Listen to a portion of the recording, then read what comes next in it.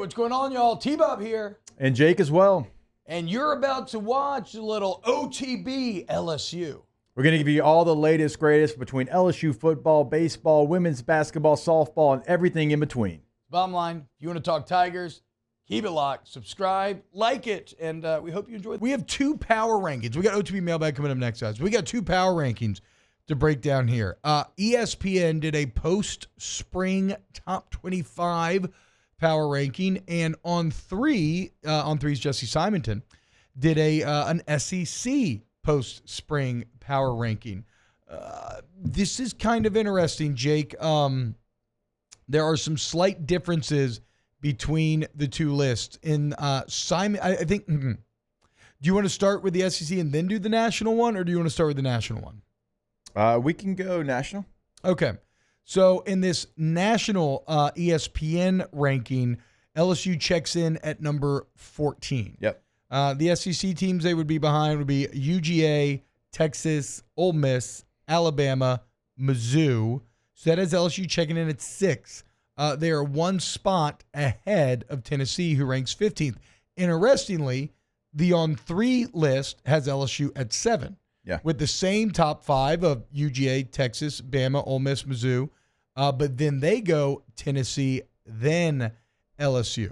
Are you surprised to see Ole Miss and Mizzou consistently get the benefit of the doubt over LSU, and then Tennessee in that time? Well, let's start just with Ole Miss and Mizzou.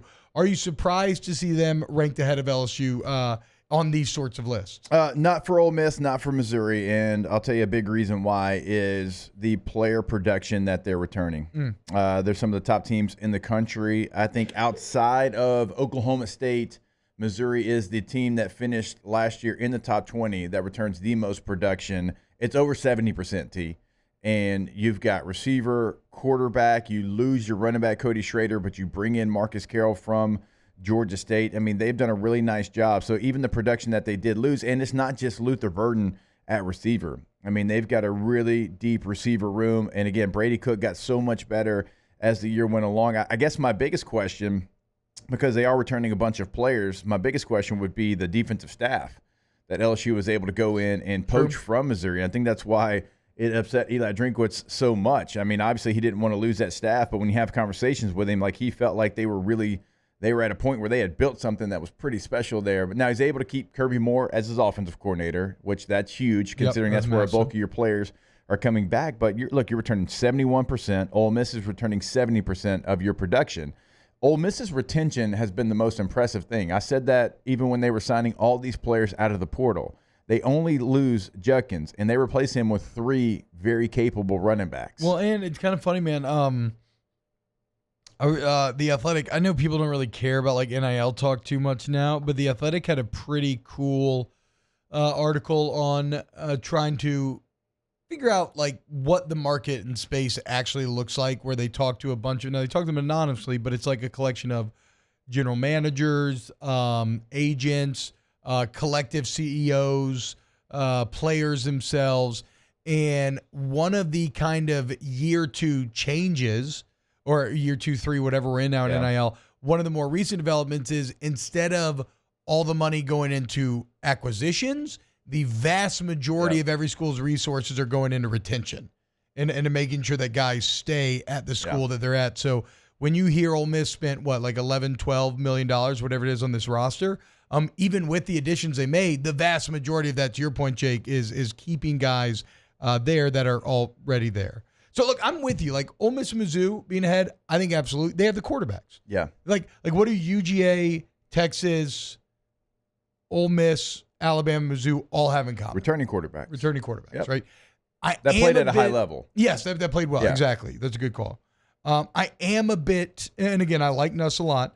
Well, I like Nuss a lot. That's why I am actually a bit surprised to see a Tennessee team on the 3 list get the nod when they had a worse overall record last year, and they'll be breaking in a high talent but a less proven quarterback in Iyamaleava versus Garrett Nussmeier. Yeah, I'm right there with you, and I know Aaron is a big fan of what Tennessee can possibly do this year. I know you and him talked about it. Him and I talked about it when I was on with him a couple weeks ago. I just don't see it. Yeah. Tennessee, to me, they're 108th in returning production. They only return 48% of their roster, and they've got a new quarterback. Like it's not just a new one. This is somebody that's played one game. Like with Garrett Nussmeier, yes, he's a new starting quarterback, but he's played a lot of big moments in his LSU career. True. He's played, games against Arkansas where Max Johnson starts one series and Garrett comes in and plays the rest of the game. He's played in an SEC championship game against a national champion and had some big moments in that game. I mean, like Alabama last year didn't go well, but he played in it. But honestly, like if you go back and look at the Alabama game, he had 3 drops. Yeah, sure. Where he put it right on the money, and from really good receivers, but he had 3 drops. And so just even having that experience and being in college for so long and learning under different quarterbacks and coordinators, I'm going to put him ahead of a quarterback situation where a guy has 1 start. So I agree. The returning production, 64% for LSU to only 48% from Tennessee. Yeah, I'm actually, and the offensive line for LSU is going to be the thing that when I'm having it's a 50-50 conversation, I'm just going to say I'm going to put LSU above whatever team we're talking about because not only did they return that unit, it's the best returning unit in the country. Yeah. This is a bit surprising. Did we know this about Tennessee? They didn't add a single transfer in the spring, maybe at least. In the spring. So Jesse writes, here's his reasoning on Tennessee. Outside of Nico Mania, Tennessee had a rather quiet spring. The Vols didn't add a single transfer, and much of the focus was on implementing all the new pieces, offensively and defensively, from the previous window. While Iamaleava has star potential, Tennessee's defense, which returns just 3 starters, could actually be what spearheads a special season. With the return of pass rusher James Pierce, maybe the best defensive player in the conference, and the additions of Oregon State corner Jermod McCoy and Middle Tennessee safety Jacoby Thomas. So that's interesting. It seems like that is a case for Tennessee built off of potential, maybe rather than proven chemistry. Given that you're saying the strength of the team is going to be a defense, which only returns 3 starters, but as you can see, does have talent on it. I will say this: the best player that they added in the transfer portal was a player that wasn't going to start for you. Lance Hurd. Yeah. According to the rankings, that is the best player that they added in the portal, and it's a player that was not going to start for you because that's such a position of strength for you. So they've added some nice pieces. You add a receiver from Tulane that I think is a really good player, and you add a Lance Hurd who's probably going to start day 1 for you. But you lost 8 I think you lost 12. You added 8, you lost 12, and including some starters from a year ago is what you lost. So Tennessee's, I don't think they're going to be bad by any means, but I don't know that I could put them ahead of where LSU is right now. So let's put LSU ahead of Tennessee then. But that's still spot 6. In a year in which yesterday we said the expectation should be for LSU to make a 12-team playoff. So something's got to give here. There's only so much oxygen in the room. The gift for me is it's Ole Miss, Mizzou, LSU, and the gap is very small between those 3 teams. That's the difference for me. Can you jump those teams and get to 4? Can you jump those teams, and get to a different position? I think the SEC probably sneaks a 4th in. Big Ten and SEC will definitely get 3 each, right? And then will both get 4? Or no, probably only one will get a 4th team. And also, like, I think Georgia and Texas right now, as we sit here, May 21st, 1-2, I'm not even up for discussion right now. I think 1 and 2. I think Texas, those teams are 1 and 2 right now. Yeah.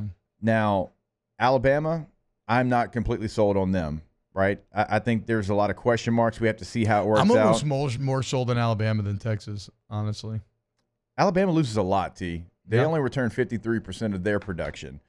And they don't have playmakers right now on the outside that they trust.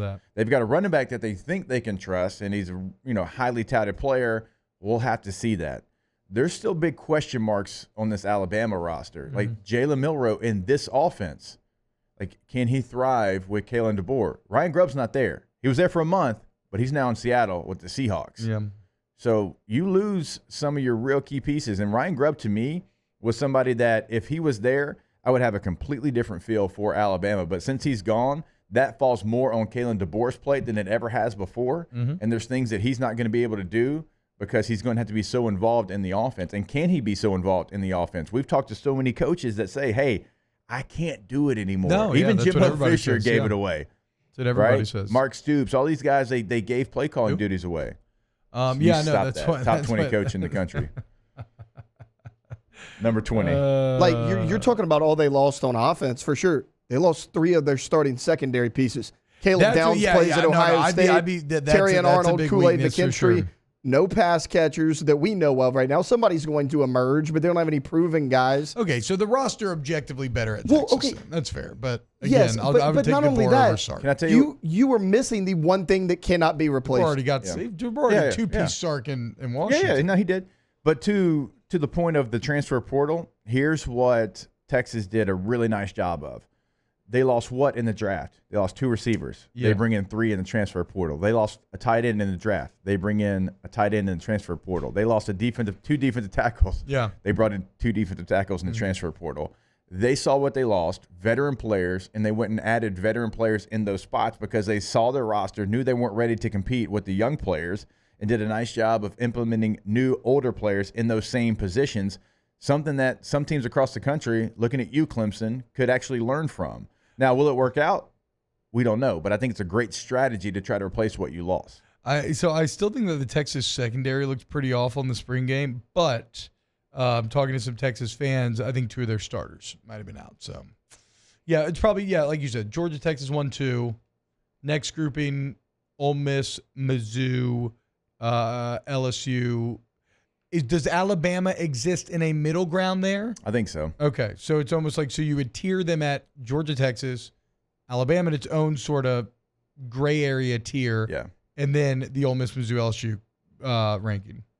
Yeah, that makes sense. I can see that. So again, I think the real point of this conversation, beyond just being some interesting talk and kind of trying to square away how we feel going into the season, I think the real point is if LSU finds a way to make that playoff, just recognize what an accomplishment that is, given the quality of the teams at the top and maybe where you're perceived to be when measured against those teams entering the year. Wow, Jake, what incredible takes. I mean, those guys, they're just the best. I think so. And if you think so, again, hit the like button, subscribe, ring the bell so you get notifications when we post every single day here on OTB LSU.